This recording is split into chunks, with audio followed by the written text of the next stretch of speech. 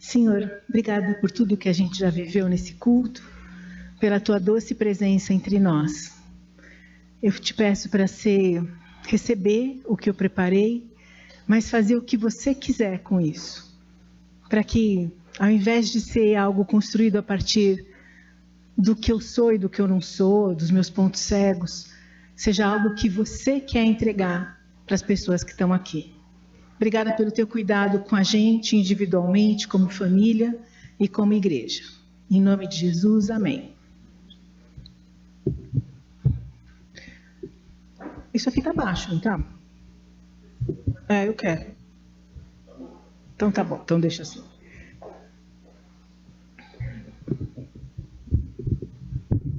Ups, tá bom. Então, o nosso texto hoje está no Evangelho de João, capítulo 13. João, capítulo 13, versículos 1 a 14. Ora, antes da festa da Páscoa, sabendo Jesus que era chegada a sua hora de passar deste mundo para o Pai, tendo amado os seus que estavam no mundo, amou-os até o fim. Durante a ceia, tendo o diabo já posto no coração de Judas Iscariotes, filho de Simão, que traísse a Jesus, sabendo este que o Pai tudo confiara às suas mãos e que ele, Jesus, viera de Deus e voltava para Deus, levantou-se da ceia, tirou a vestimenta de cima e, tomando uma toalha, cingiu-se com ela. Depois, Jesus deitou água na bacia e passou a lavar os pés dos discípulos e a enxugar seus pés com a toalha que estava cingido. Aproximou-se, pois, de Simão Pedro e este lhe disse: Senhor, tu me lavas os pés? Respondeu-lhe Jesus: O que eu faço não sabes agora. Você compreenderá isso depois. Disse-lhe Pedro: Nunca me lavarás os pés. Respondeu-lhe Jesus: Se eu não te lavar, não tens parte para comigo. Então Pedro lhe pediu: Senhor, não somente os pés, mas também as mãos e a cabeça. Declarou-lhe Jesus: Quem já se banhou não necessita de lavar senão os pés. Quanto ao mais, está todo limpo. Ora, vós estáis limpos, mas não todos, pois ele sabia quem era o traidor. Foi por isso que ele disse: Nem todos estão limpos.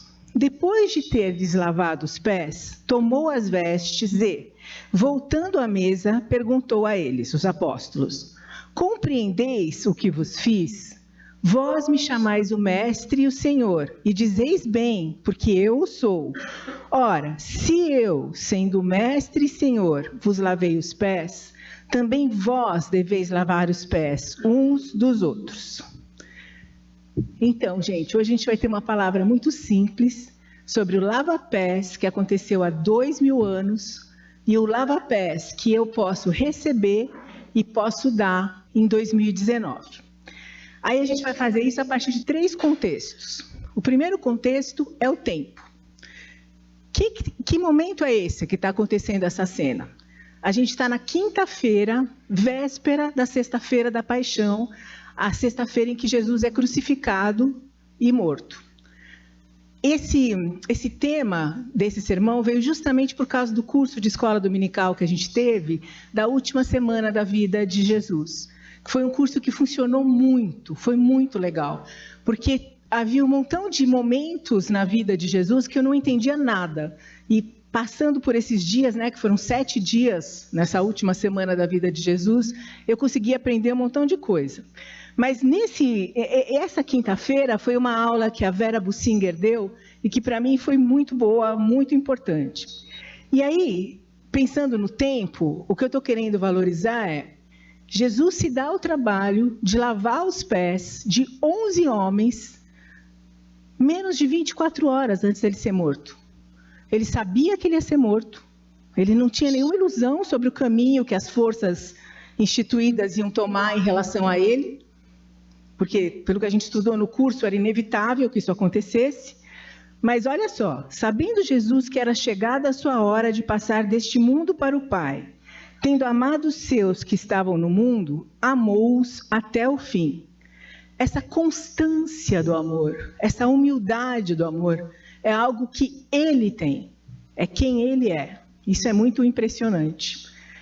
Eu escrevi aqui, poucas horas antes de morrer, Jesus está com os seus, amando e servindo. Aí o segundo contexto, a geografia. A gente já aprendeu, todo mundo sabe, que tudo que acontece na Bíblia acontece na região do Mediterrâneo. E essa região do Oriente Médio, especialmente, é uma região semiárida.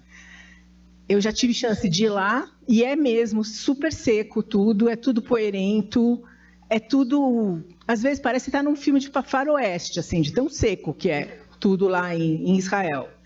Então, nessa época, que é a época do Novo Testamento, as pessoas viviam a vida delas usando sandálias.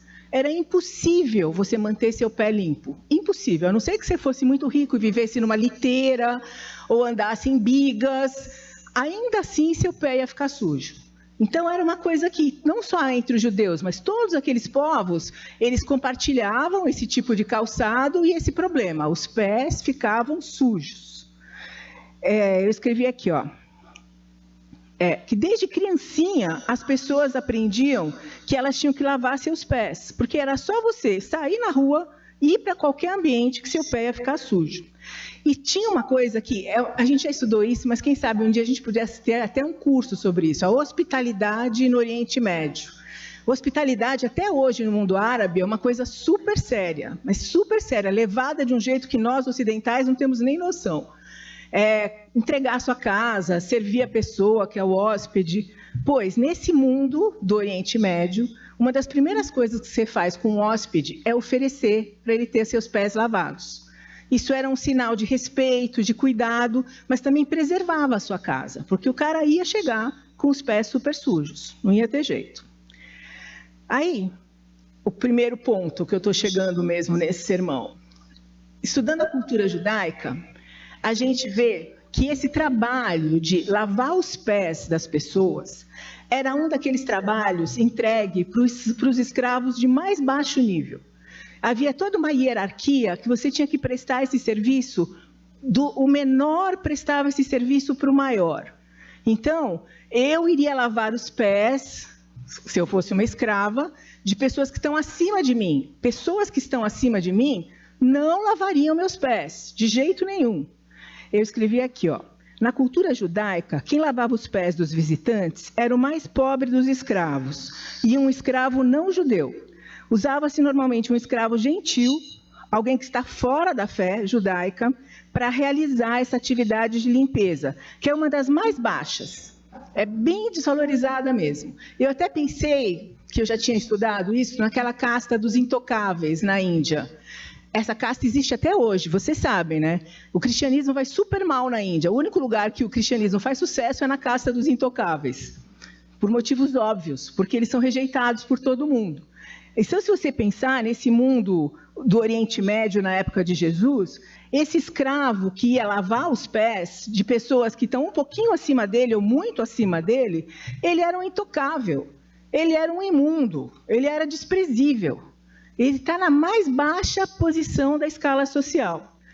Ou seja, Jesus de joelhos, indo, agachadinho, de um apóstolo para cada um, ele está se pondo no lugar de um intocável. Ele está aceitando baixar na escala social, ele fala que ele é mestre, que ele é senhor, mas ele está agindo como um escravo, como um servo. Isso é muito poderoso. Então eu coloquei aqui. Jesus de joelhos, lavando os pés dos discípulos, é um gesto revolucionário. E aí a gente tem, se eu fosse um roteirista, eu teria que inventar um personagem como Pedro, porque ele é espetacular. Qualquer que seja a situação, ele quebra a situação e traz uma surpresa, vira a mesa, é muito legal, é um personagem muito útil, o Pedro. Mas é verdade, ele é. Imagina se todo mundo ficasse quieto. Mas não, Pedro fala as coisas que as pessoas estão pensando e não tem coragem de falar. Então eu coloquei aqui, Pedro, como sempre espontâneo, ele lê essa situação e fala, tem algo de errado aqui. E o que ele fala? Ele fala para Jesus, nunca me lavarás os pés. Por quê? Porque Jesus é um rabi, ele é um mestre. Se alguém tivesse que lavar os pés, embora não fosse algo que o Pedro quisesse fazer, teria que ser o Pedro. Então já tem a maior complicação nesse nível hierárquico. O mestre, o Messias está de joelhos lavando os pés. O Pedro fica muito perturbado com isso. Eu escrevi aqui: perplexo, Pedro vê Jesus de joelhos na sua frente, carinhosamente cuidando das feridas e da sujeira nos seus pés.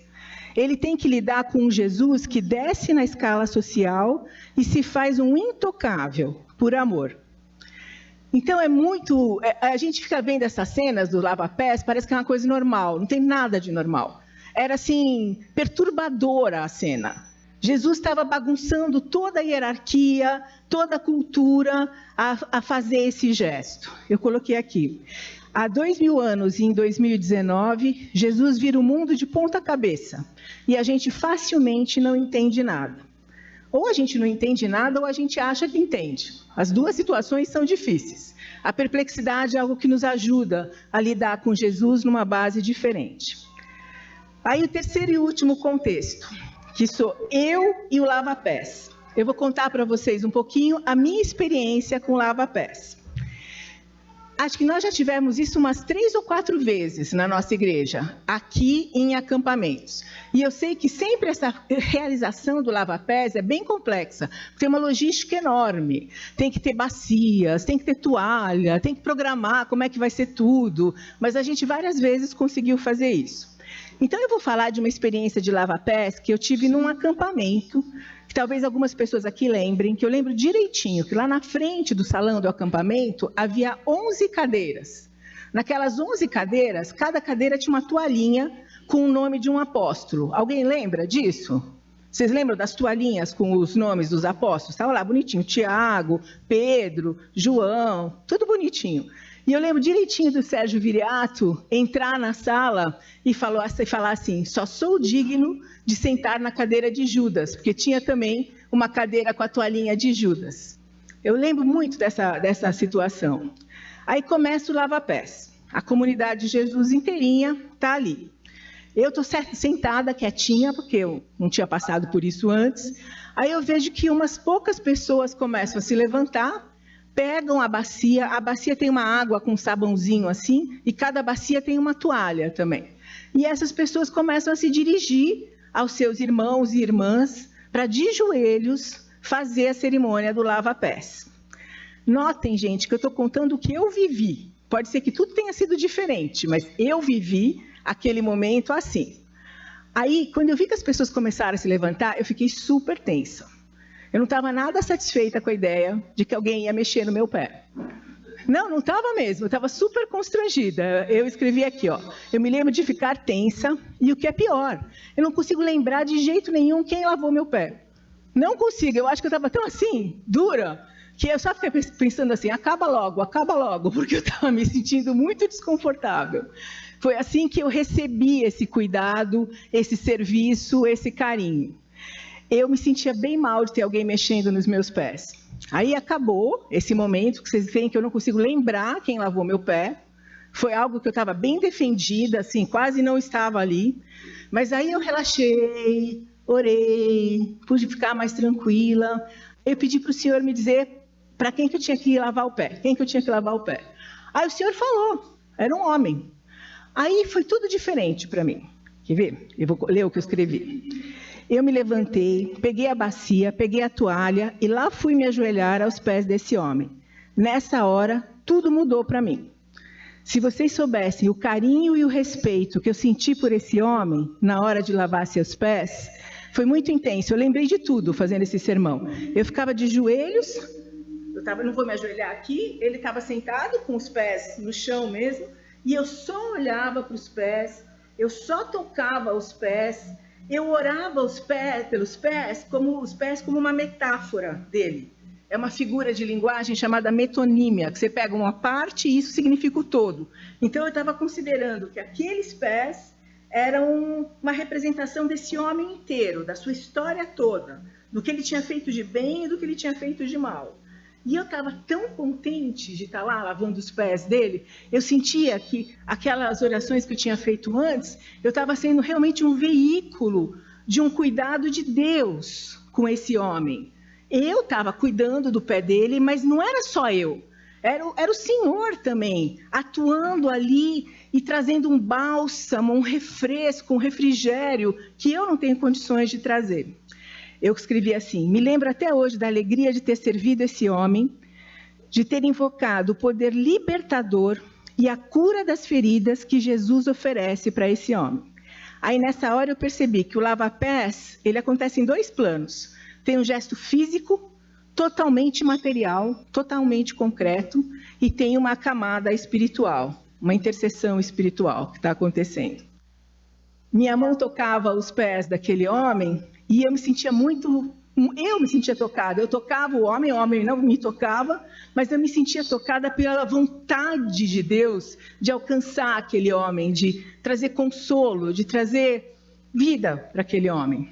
Eu escrevi assim: eu sentia a compaixão de Deus pelo corpo daquele homem, pela história daquele homem, pelos seus bons passos e pelos seus maus passos. E esse é um dos alvos do lava-pés. É um dos alvos da igreja também. A gente enxergar a materialidade da pessoa, tocar essa materialidade e abençoar ela, como ela é. Tem muita gente que acha que a gente só pode se relacionar com a parte boa da pessoa, com o que ela vai ser, com ela depois da salvação. Não, Jesus Cristo e o cristianismo, eles têm uma proposta de você lidar com a verdade, aceitar essa verdade e amar essa verdade. E profetizar bênçãos em cima dessa verdade como ela é hoje, não como vai ser daqui a 20 anos. Eu escrevi assim: Jesus Cristo ama a nossa vida material, ama nossos corpos e quer salvar essa concretude. Aí eu não podia escapar desse trecho, que vocês obviamente já devem ter pensado também. É o que Jesus diz em Mateus 25, versículos 35 e 36, mas é todo aquele trecho maravilhoso de Mateus 25, que as pessoas às vezes querem ficar 10 centímetros acima da terra e viver de uma forma descolada da realidade. Olha o que Jesus fala: porque tive fome, me destes de comer, e me destes de comer. Tive sede, e me destes de beber. Era forasteiro, e me hospedastes. Estava nu, e me vestistes. Enfermo, e me visitastes. Preso, e foste ver-me. Ou seja, o cristianismo é uma fé que transforma a realidade física. Não é mera teoria, não é só espiritualidade. E se a gente negar isso, a gente está negando o próprio Cristo. Aí, para terminar, pensando em tudo isso que eu fiquei revivendo, tal, a cena do lava-pés me devolve para o meu próprio corpo, para a minha materialidade, para os meus limites, para o que está bem com a Tatiana e o que não está bem com a Tatiana. Mas pela aceitação do outro, diferentes corpos, diferentes histórias, tornam-se parte do corpo de Cristo. Você não consegue virar parte do corpo de Cristo se alguém não te aceitar. Não basta só você olhar para Deus. Você tem que buscar na vida comunitária trocas, perdões, confissões, que aí tem uma experiência de pertença que também é física, também é material. E graças a Deus por isso. O que o Senhor quer é que a gente viva em comunhão. Ele quer que a gente cuide do outro e aceite ser cuidada pelo irmão. Vocês repararam que eu não consegui aceitar esse cuidado. Eu só consegui cuidar do outro. E isso tem algo importante a dizer sobre como eu vivo minha fé e onde eu tenho que ou crescer ou diminuir. Eu vou ler de novo. O que o Senhor quer é que a gente viva em comunhão. Ele quer que a gente cuide do outro e aceite ser cuidada pelo irmão. É um convite em 2 mãos. Tocar e ser tocado. Servir e ser servido. Sem esse ir e vir, não existe a entrega, não existe cristianismo. Aí tem um ponto que é o mais difícil desse sermão. Há chances reais da gente ignorar essa proposta de Jesus. E se a gente ignorar, ou vamos presumir que em parte estamos ignorando, é importante de ter certeza que o Senhor nos ama sempre. O amor dele independe de eu conseguir aceitar ou não aceitar, abraçar ou não abraçar, receber o abraço ou dar o abraço. O amor do Senhor é maior que isso tudo. Mas que alegria que ele sente quando ele vê que a gente está fazendo um caminho de mutualidade, de entrega, de amor que vai em 2 mãos. Vocês entenderam? Isso não é uma condenação. Ninguém vai deixar de ser amado se não conseguir fazer essa experiência da mutualidade. Mas como o Senhor se alegra quando a gente consegue evoluir nesse sentido? E como é que a gente faz para ignorar a proposta de comunhão? Em alguns casos, uma pessoa só dá, em alguns casos, uma pessoa só recebe.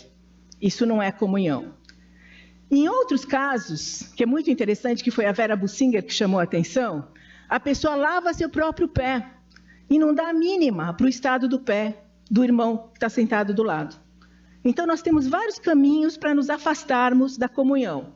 Um é eu só dar, ou eu só receber, ou eu ser autônoma, independente, capaz. Eu vejo que o meu pé precisa de cuidados, eu mesmo cuido do meu pé e está tudo bem. Isso é uma forma de você viver encapsulado. Quem vive encapsulado não sabe o que é vida em comunhão. Comunhão e cuidado são coisas essenciais para Jesus, coisas essenciais para que uma igreja exista. Naquela noite de quinta-feira, Jesus chamou 11 homens. A gente tem uma tal capacidade de não estar presente no que a gente vive. Imagina, você está vivendo esse encontro com Jesus Cristo e tem uma chance de você não entender nada. Então, ele serviu os 11 homens, deve ter demorado um tempo. Eu imagino ele se perguntando, what's going on? O que está acontecendo aqui? E aí ele explica, porque ele é muito legal. Ele age, ele fala, ele morre, ele ressuscita. Os caminhos que Jesus toma para alcançar a gente não consegue nem imaginar. O que ele fala? Compreendeis o que vos fiz? Vós me chamais o Mestre e o Senhor, e dizei bem, porque eu sou. Ora, se eu, Jesus, sendo o Mestre e o Senhor, vos lavei os pés, também vós deveis lavar os pés uns dos outros. Eu termino com uma oração, que é muito pessoal, mas quem sabe alguém aqui vai querer participar dessa oração. Senhor, quebra a minha resistência de ficar numa posição fixa, ou dar, ou receber. Senhor, me ajuda a desistir do individualismo, do cada um com seus problemas. Faz do meu corpo parte do seu corpo. Faz da minha história parte da sua história. Que a comunhão seja vivida como um presente e que a gente deseje muito dar e receber carinho. Peço isso em nome de Jesus. Amém.